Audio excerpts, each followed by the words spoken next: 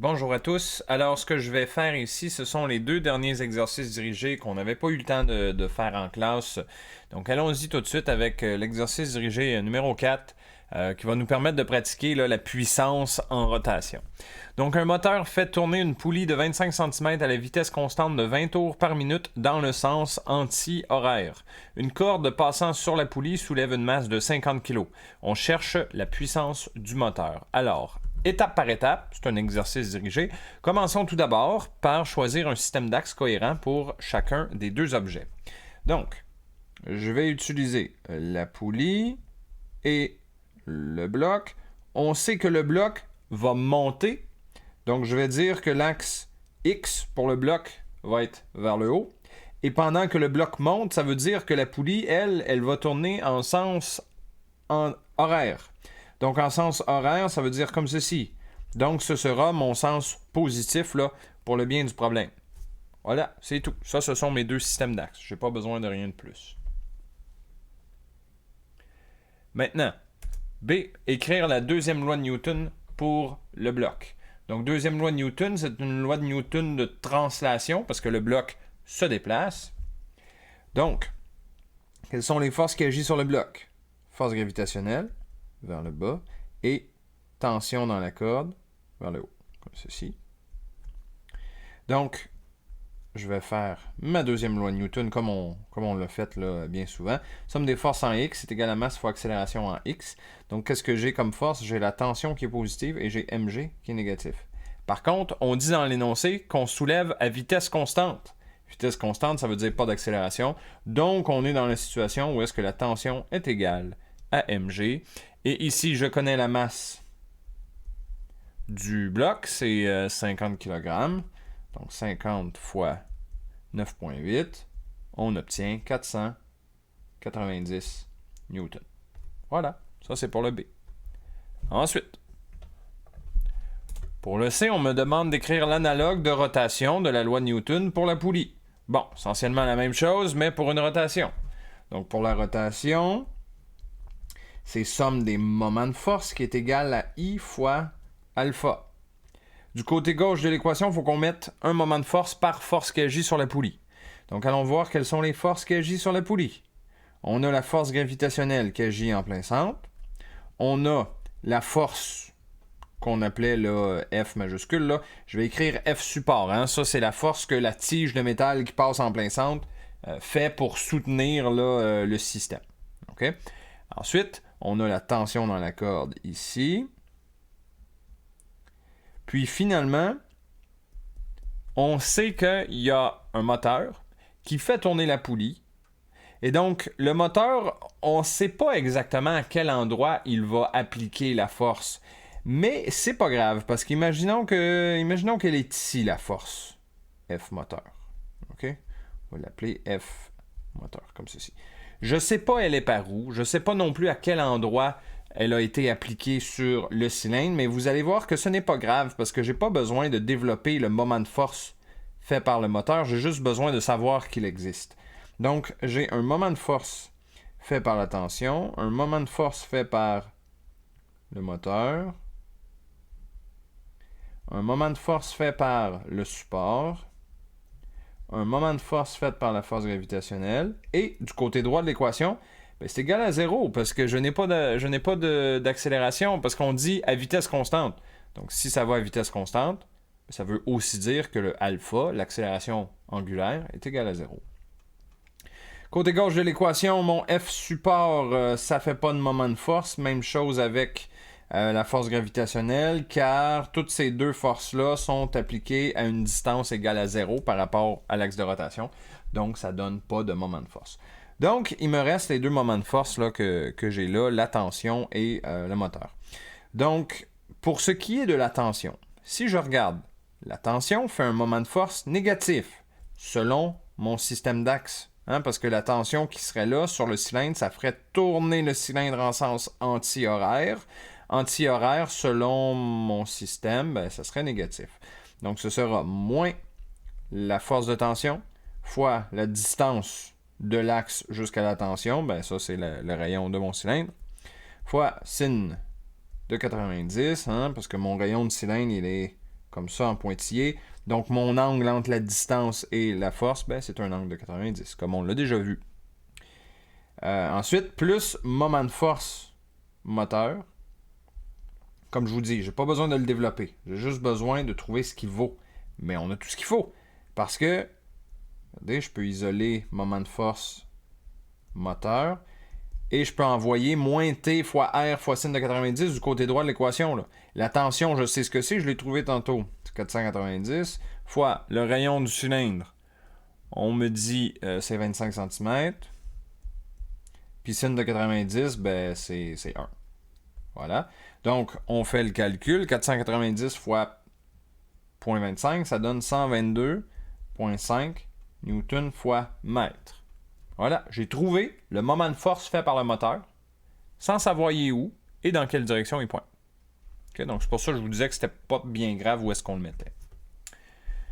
Ensuite, on arrive à D. Résoudre le système d'équations pour déterminer le moment de force fait par le moteur. Bon, ben, je l'ai fait un peu en avance, donc ça c'est fait. J'ai trouvé la tension, puis j'ai trouvé le moment de force. Donc c'est beau, c'est fait. Et en E, on veut déterminer la puissance du moteur. Pour faire ça, il faut qu'on utilise bien sûr l'équation de puissance en rotation. L'équation de puissance en rotation, c'est le moment de force multiplié par la vitesse angulaire. Donc là, la vitesse angulaire, je ne la connais pas, mais le moment de force, je le connais. C'est ce que je viens de trouver, là, 122,5.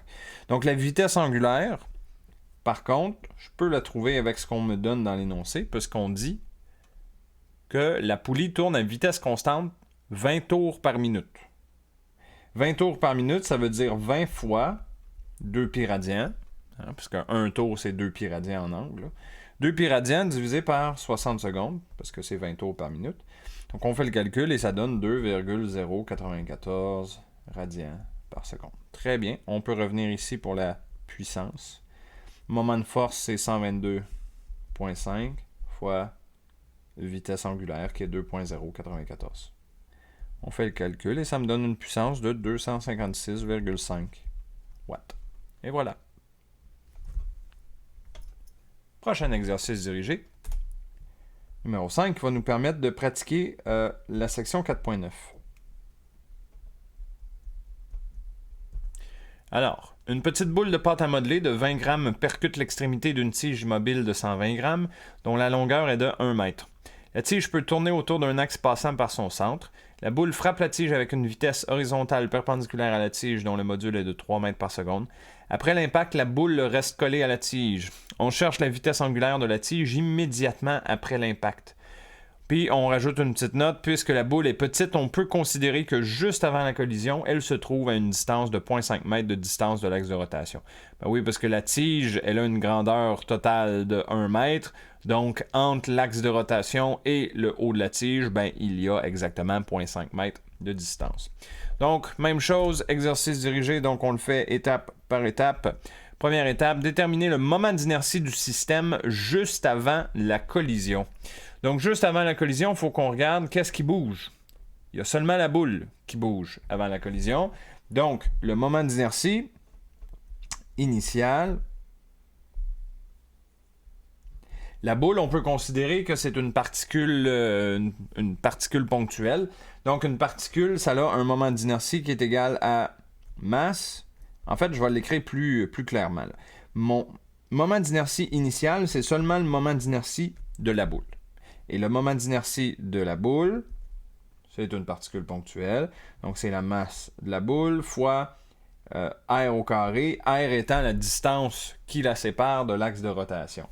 Donc, masse de la boule, on me dit c'est 20 grammes. Donc, on met ça en kilos, c'est 0,02 fois la distance qui la sépare de l'axe de rotation. Juste avant la collision, c'est 0,5 mètres au carré. Donc, on fait le calcul, on obtient 0,005 kg mètre carré.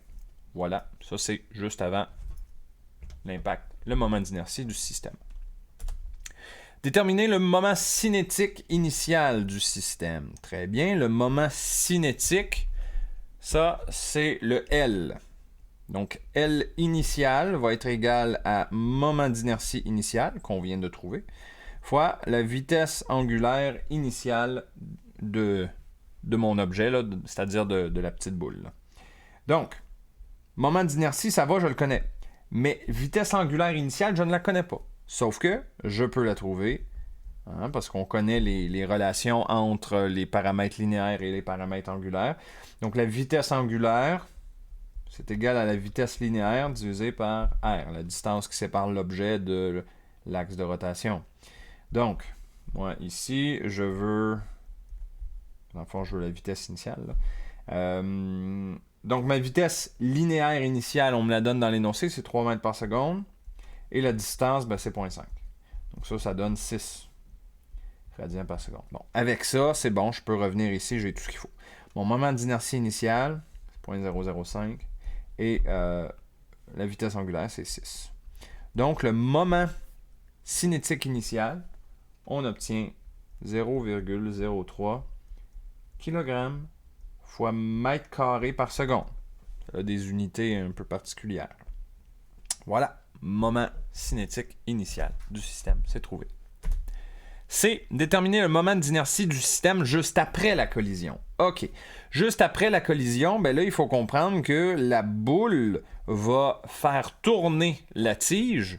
Hein, ben c'est ça que ça fait la collision, ça va transmettre une partie de sa vitesse. Donc la tige et la boule vont tourner ensemble. Donc là, ça veut dire que mon moment d'inertie final, ça va être égal au moment d'inertie de la boule, qui est le même que ce que j'ai calculé tantôt, plus le moment d'inertie de la tige. Parce que là, la tige, maintenant, elle tourne. OK? Donc, il faut additionner les deux. Moment d'inertie de la boule, ben, c'est la même chose. C'est celui qu'on a calculé tantôt, c'est-à-dire 0,005. Ça va assez bien. Moment d'inertie de la tige. Bon, là, il faut comprendre que c'est une tige avec un axe de rotation qui passe dans son centre. Et donc, on peut aller voir dans la table des moments d'inertie, là, dans la feuille de formule. On trouve la ligne où est-ce que c'est écrit tige, entre parenthèses, centre. Ça me donne le moment d'inertie qui est égal à 1/12e de la masse de la tige fois la longueur de la tige au carré.